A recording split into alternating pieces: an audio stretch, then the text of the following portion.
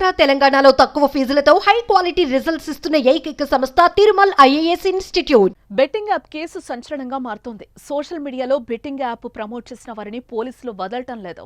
ఇన్ఫ్లుయెన్సర్లు, యూట్యూబర్స్ తో పాటు బుల్లితెర నటులు, టాలీవుడ్ బడా స్టార్స్ మీద కూడా పోలీసులు కేసు నమోదు చేస్తున్నారు. ఇప్పటికే 25 మందిపై కేసు నమోదు చేయగా వారిలో రానా, విజయ్ దేవరకొండ, ప్రకాష్ రాజ్, మంచు లక్ష్మి లాంటి వారు ఉండటం ఇప్పుడు చర్చనీయాంశమవుతోంది.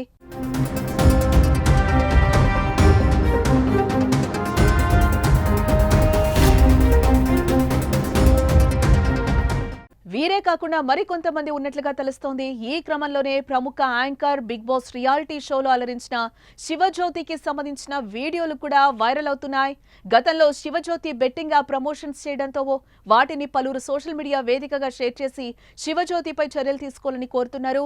ఇది పోలీసుల దృష్టికి చేరడంతో ఆమెపై కూడా కేసు నమోదు చేయడానికి రెడీ అవుతున్నట్లుగా తెలుస్తోంది.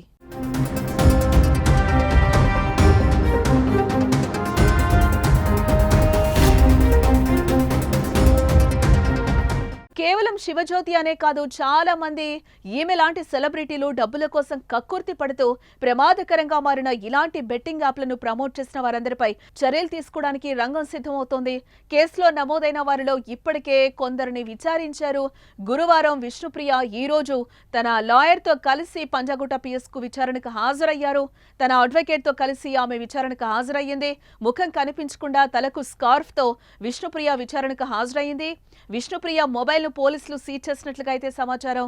బెట్టింగ్ యాప్ నిర్వాహకులతో ఆమె ఏం మాట్లాడారో, వారి మధ్య ఎలాంటి సంప్రదింపులు, లావాదేవీలు జరిగాయన్న కోణంలో విచారణ చేస్తున్నట్టుగా తెలుస్తోంది. అయితే బలమైన ప్రూఫ్స్ ఉండడంతోనే విష్ణుప్రియ ఫోన్ ను సీజ్ చేశారన్న ప్రచారం అయితే సాగుతోంది. ఏ క్షణమైనా ఆమెను అరెస్టు చేసే అవకాశం ఉందన్న చర్చ అయితే వినిపిస్తోంది.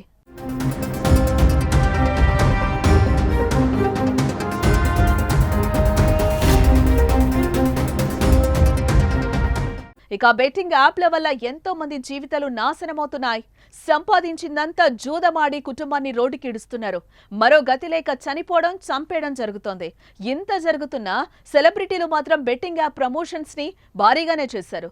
ముఖ్యంగా యూట్యూబర్స్, టీవీ యాంకర్లు, సోషల్ మీడియా ఇన్ఫ్లుయెన్సర్లు అయితే ఈ బెట్టింగ్ యాప్లను ఇప్పటికే ప్రమోట్ చేస్తూనే ఉన్నారు. ప్రస్తుతం నీచపు పనిపై RTC MD Sajjanar social media వేదికగా గళమెత్తడంతో డబ్బులు పెట్టి ఆట ఆడమని ప్రోత్సహించిన వారి ఆట కట్టిస్తున్నారు.